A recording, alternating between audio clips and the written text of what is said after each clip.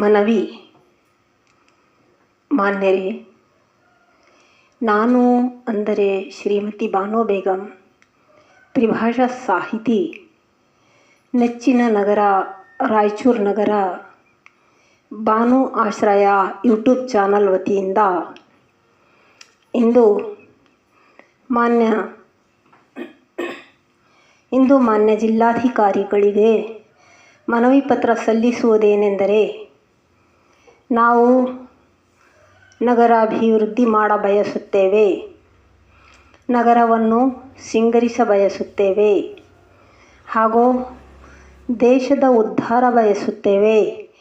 ಹಾಗೂ ಈ ಸ್ಪಷ್ಟ ಸುವಾರ್ತೆ ಕಾರ್ಯಕ್ರಮದ ಮೂಲಕ ಜೆಜೆಬಿ ಜನನಿ ಹಾಗೂ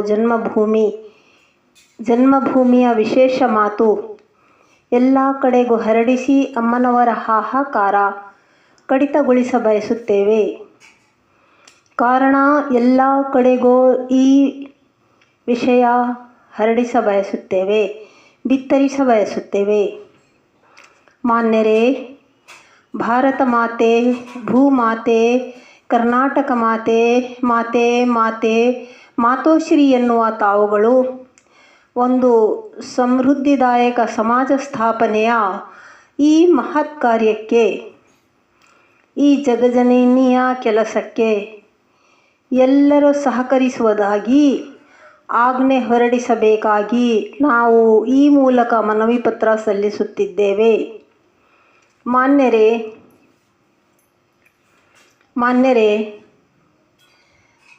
ಈ ಜೆಜೆಬಿ ಕಾರ್ಯರೂಪಕ್ಕೆ ಬಂದರೆ ಇಡೀ ಊರು ಕೇರಿ ಪಟ್ಟಣವನ್ನಲ್ಲದೆ ಇಡೀ ದೇಶವೇ ಪ್ರಗತಿ ಪಥದತ್ತ ಸಾಗಲಿಕ್ಕೆ ಸಾಧ್ಯ. ಏಕೆಂದರೆ ಇದು ಸರ್ವರಿಗೂ ಸರಿ ಹೋಗುವ ಸುವಾರ್ತೆಯಾಗಿದೆ. ಇದಕ್ಕೆ ಸಂಬಂಧಪಟ್ಟ ಎಲ್ಲ ವ್ಯವಸ್ಥೆಯು ನಾವು ರೆಡಿ ಮಾಡಿದ್ದೇವೆ. ಮಾನ್ಯರೇ, ಈಗಾಗಲೇ ಭ್ರೂಣ ಹತ್ಯೆ ಕಾನೂನು, ಗಿಡಗಂಟೆಗಳಿಗಾಗಿ ಕಾನೂನು, ಮೂಕ ಪ್ರಾಣಿಗಳಿಗಾಗಿ ಕಾನೂನು, ಆದರೆ ಮಾತಾಡುವ ಮಾತೆಯರಿಗಾಗಿ ಕಾನೂನು ಬೇಡವೇ? ಮಾನ್ಯರೇ, ಈಗಾಗಲೇ ನಗರದಲ್ಲಿ ಏನೆಲ್ಲ ನಮೂನೆಯ ಬಂಡಿಗಳು, ಸೇಂದಿ ಶರಾಬ್ ಬ್ರ್ಯಾಂಡಿಗಾಗಿ, ಗುಟ್ಕಾ ಬಂಡಿಗಳಿಗಾಗಿ ಏನೆಲ್ಲ ಅಲ್ಲಲ್ಲಿ ಬೇಕಾದಷ್ಟು ಬಂಡಿಗಳು ನಿಂತಿವೆ. ಅವರಿಗಾಗಿ ಸ್ಥಳಾವಕಾಶ,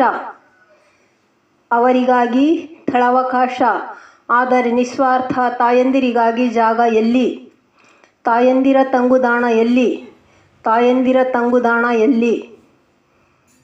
ಮಾನ್ಯರೇ, ನಿಜ ಮಾತು ಯಾರೇ ಮುಟ್ಟಿಸಲಿ, ಅವರು ಪುರುಷರೇ ಇರಲಿ, ಸ್ತ್ರೀಯರೇ ಇರಲಿ, ಸಾಹಿತಿಗಳೇ ಇರಲಿ, ಸಮಾಜ ಉಪಯುಕ್ತವಾದ ಮಾತಿಗೆ ಮಹತ್ವ ಕೊಡಿ. ಮಾನ್ಯರೇ, ಮಧ್ಯರಾತ್ರಿಯಲ್ಲಿ ಏನೆಲ್ಲ ರಹಸ್ಯ ನಡೆಯುತ್ತಲಿದೆ? ಕುಡುಕ ಕಳ್ಳರ ಕೈ ಸೇರಿ ಅಮ್ಮ ಸಾವಿಗೀಡಾಗುತ್ತಿದ್ದಾಳೆ. ಇದು ಸಮಾಜದ ಗಂಭೀರ ಸಮಸ್ಯೆ. ಅವರ ಆರ್ತಧ್ವನಿ ನಿಮ್ಮ ಹೃದಯವನ್ನಾದರೂ ಪರಿವರ್ತಿಸಲಿ. ಹಾಗೂ ಅಮ್ಮನವರಿಗೆ ಆಸರೆ ಸಿಗಲಿ. ಹಾಗೂ ನಮಗೆ ಎಲ್ಲರೂ ಸಹಕರಿಸುವಂತೆ ಆದೇಶ ಸಿಗಲಿ.